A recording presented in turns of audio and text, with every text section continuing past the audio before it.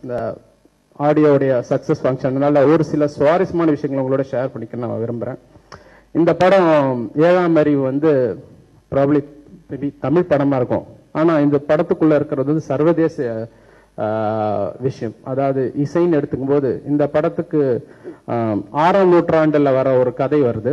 So அதற்காக நான் வந்து ஒரு சீன தேசத்தில் நடக்கிற ஒரு 10, 15, 20 நிமிஷம் சம்பவம் இருக்கு. அதில் இடம்பெற ஒரு பாடல் வரும்போது இன்னைக்கு பார்த்தீங்கன்னா சிந்தசைசர் மற்ற அக்கஸ்டிக் இன்ஸ்ட்ருமெண்ட்ஸ்லாம் இருக்கு. நம்ம சீன இன்ஸ்ட்ருமெண்ட்ஸை யூஸ் பண்ணலாம் அப்படின்னும் போது பார்த்தீங்கன்னா என்ன பிரச்சனை வருதுன்னா சீன இன்ஸ்ட்ருமெண்ட்ஸை நம்ம குத்துப்பாட்டில் கூட வச்சிருக்கிறோம். ஸோ அதை வச்சா யாருமே இது என்ன சீன இன்ஸ்ட்ருமெண்ட் நம்ம ஒரு இன்ஸ்ட்ருமெண்ட் தான் சொல்றாங்க.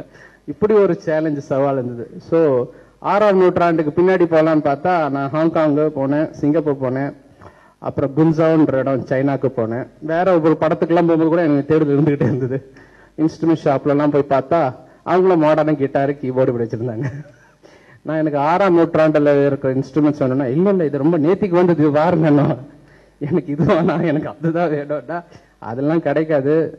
எங்க எப்படிக்கணும்னா ஏலத்துல தான் எடுக்க முடியும்னு சொல்லிட்டு ஒரு சூழ்நிலை வந்து ஒரு இடத்துக்கு ஒரு 7 கிலோமீட்டர் நடந்தே போனேன்.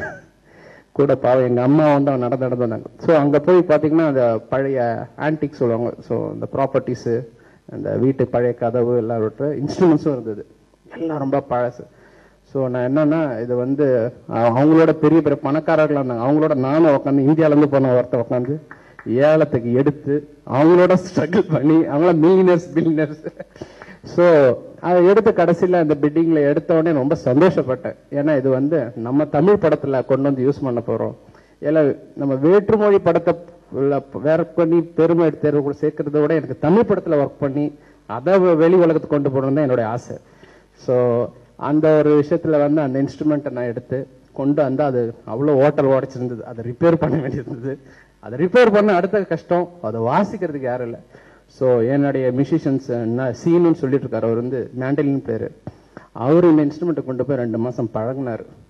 அவருக்கு அந்த ஃபிங்கரிங்லாம் வந்து நெட்டில் போய் பார்த்தா கூட ரொம்ப கொஞ்சம் தோராயமாக தான் இருந்தது. பட் அவருடைய ஒரு வீண பிளேயர்ன்றதுனால அதுக்கு அடாப்ட் ஆகி குன்சாங், அப்புறம் ருவான், அப்புறம் கோட்டோ, இந்த 3 இன்ஸ்ட்ருமெண்ட்டும் அவர் பழகி 2 மாதம் கழிச்சு ரெடி ஆனோன்னு அந்த சைனீஸ் சாங்கை நாங்கள் பண்ணோம்.